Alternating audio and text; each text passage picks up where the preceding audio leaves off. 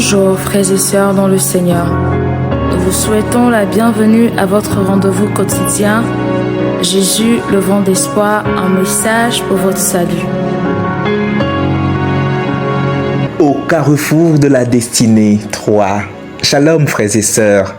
Bien-aimés, puis-je être sincère avec vous? Notre grand problème, surtout pour nous les chrétiens, c'est que nous sommes toujours sous l'emprise de nos émotions lorsqu'il s'agit de notre destinée. Nous croyons que notre destinée est exclusivement entre les mains de Dieu et que c'est lui qui l'accomplira.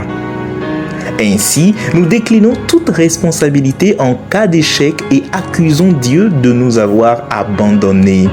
En matière de destinée, Dieu fait toujours sa part, mais il y a toujours une part qui incombe à l'homme. Le destin est généralement perçu comme une suite d'événements prédéterminés échappant à toute maîtrise humaine. Cette croyance mène à la résignation. Pourquoi lutter si nous ne pouvons pas changer notre destinée? Ce qui doit arriver arrivera et nous ne pouvons rien y changer. Cette vision du monde s'appelle le fatalisme et n'est pas biblique. La Bible dit en effet que l'homme a été créé avec une conscience morale et qu'il est libre et responsable de ses choix. La chute de l'homme n'était pas prédéterminée. Adam et Ève n'étaient pas les victimes impuissantes d'un Dieu tirant les ficelles. Ils avaient le choix entre l'obéissance qui apporte la bénédiction et la désobéissance qui entraîne la malédiction. Ils connaissaient les conséquences de leurs choix et ont rendu des comptes à Dieu. Genèse 3. Ce thème de la responsabilité de l'homme pour ses choix se retrouve tout au long des Écritures. Nous vous invitons à lire Proverbe 22, verset 8, partie A, Proverbe 14, verset 23 et Romains 13, verset 3.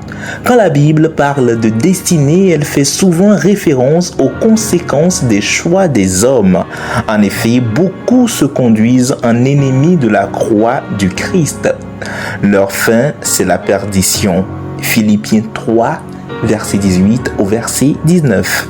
Nous vous invitons à lire le psaume 49, verset 13, Proverbe 6, 32 et Apocalypse 20, verset 13 pour mieux comprendre.